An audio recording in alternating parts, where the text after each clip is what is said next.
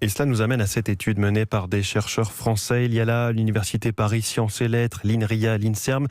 Et surtout, il y a chacun de nous potentiellement. En tout cas, si vous êtes utilisateur de Facebook, comme plus d'un Français sur deux, il s'agit d'anticiper une éventuelle deuxième vague de l'épidémie. Clément Le Saffre. C'est un partenariat inédit entre Facebook et la recherche publique. Et ce n'est pas un hasard. Avec 37 millions d'utilisateurs en France, la base de données du réseau social est une mine d'or pour les chercheurs. Facebook a en effet agrégé et anonymisé les données de déplacement tirées de nos téléphones à différentes étapes du confinement, puis du déconfinement. Les chercheurs croisent ensuite ces données avec celles des admissions hospitalières.